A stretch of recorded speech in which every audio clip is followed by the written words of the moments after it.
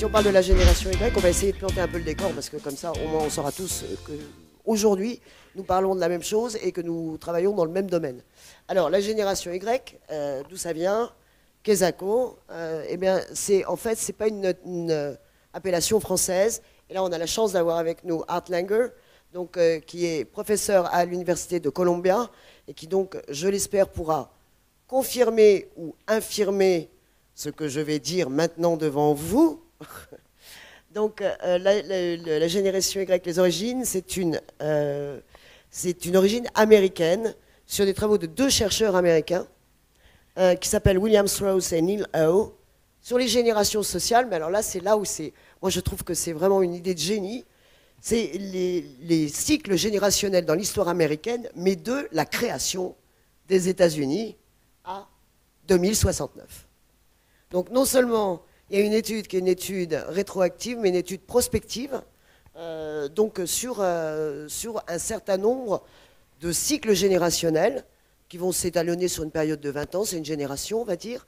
Et donc, la génération Y, c'est la génération qui va concerner les années 80, en gros, hein, on va les situer entre les années 80 et les années 2000. Ce seront des Y. Sachant qu'arrive une petite particularité, et je vais vous en parler tout de suite, qui est la génération Z dans la génération Y, qui sont ceux qui sont nés après le monde de l'Internet, ouverts à tous, c'est-à-dire après 1995, et qui sont, eux, des enfants du total web, qui sont nés avec le web, complètement. Alors, ils ont plusieurs noms. On les appelle les Y, on les appelle la génération milléniale, on les appelle la génération Next, etc. Et on les appelle les digital natifs.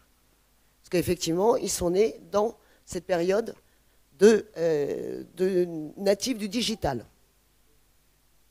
Alors, pour faire un petit graphique rapide, donc après-guerre, donc les baby-boomers, donc 40-60, ensuite la génération X, et c'est pour ça qu'ils s'appellent aussi Y, c'est pas parce que on vous raconte qu'ils ont tous des baladeurs autour du cou, non, c'est tout simplement parce qu'ils suivent la génération X, qui est de 1960 à 1980, puis ensuite, génération Y, donc 1980-2000.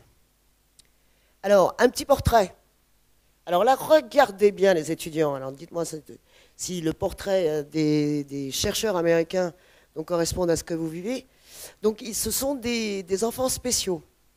C'est-à-dire que ces enfants-là ont vécu dans une période où les lois ont été mises en place pour les protéger, où énormément de services publics ont été mis en place, donc pour leur apporter à tous, à la fois la musique, à la fois le sport, etc. Donc, quantité d'activités possibles.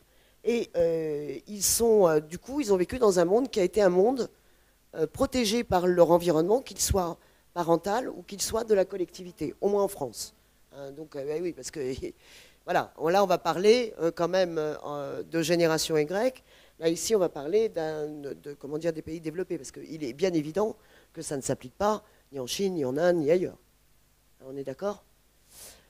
Donc, ils ont été protégés par leurs parents et la loi. Ils sont confiants et plutôt optimistes, c'est-à-dire qu'ils sont lucides, on va dire. Hein, ils sont confiants, ils se disent, bon, ben voilà, la réalité, elle est telle qu'elle est, mais j'ai confiance en moi et je peux faire des choses. On peut faire des choses. Ils sont orientés équipe, c'est-à-dire que depuis qu'ils sont petits, alors pour ceux qui ont des enfants, donc des X ou des baby boomers qui ont des enfants, depuis qu'ils sont petits, ils ont été habitués à travailler en équipe, même à la maternelle. Donc aujourd'hui, on les a mis en groupe, ça a été d'une facilité déconcertante. Donc ils s'intègrent dans des groupes, ils travaillent en groupe, ils sont capables de partager des choses dans le groupe, et ils savent qu'avec une équipe, on est capable de produire un bien meilleur travail que tout seul, isolé, tout seul isolé avec des outils qui seraient finalement très individualistes. Ils sont sous pression, donc évidemment, regardez-les, enfin bon là, je ne sais pas si vous retournez, peut-être que j'en ai sur... Alors j'espère que c'est Facebook pour nous, mais ils sont sur Facebook, ils sont sur les portables, ils sont hyper connectés. Et donc, effectivement, comme dit Julie, donc il suffit de leur envoyer un mail dès maintenant, tout de suite, universitaire, il va arriver sur leur portable et vous aurez déjà des réponses. Et ils ont besoin de repères parce qu'ils vivent dans un monde qui est un monde virtuel aussi. Ce qui fait que nos repères, à nous, sont extrêmement importants pour eux, notamment tout ce qui va tourner autour de la famille, tout ce qui va tourner autour des codes, du langage. Donc, ils ont une codification qui leur permet de se regrouper et de vivre un peu en tribu. Vrai, faux, abstention, on verra ça tout à l'heure en atelier. Voilà. Alors surtout, depuis, je dirais encore plus depuis janvier, là, depuis Noël, ils sont génération digital mobile. Donc 92% d'entre eux ont un portable, 97% d'entre eux sont connectés à Internet, et Internet est leur première source d'information. C'est-à-dire que où nous, on allumait la radio le matin en se levant, eux, ils vont se connecter directement sur une page. Et le premier site d'information des générations Y, c'est bien évidemment Google. La première chose qu'on fait, c'est de se connecter sur Google ou de se connecter sur un réseau social. 85% des étudiants, et ça c'était l'année dernière, je ne sais pas quels sont les chiffres aujourd'hui, donc en France, sont connectés à Facebook. Donc ils sont dans les réseaux sociaux et ils sont en génération message continu et génération multitâche. Pendant qu'ils sont sur Facebook en train de répondre à un de leurs amis qui peut être 3 rangs derrière, ils sont en train également de prendre le PowerPoint et puis de se dire bon bah ça c'est bon, ça peut-être que je vais le partager avec quelqu'un d'autre. Donc ils sont en train de travailler également. Donc ils ne sont pas si inattentifs que ce qu'on peut le croire. Ils sont multitâches.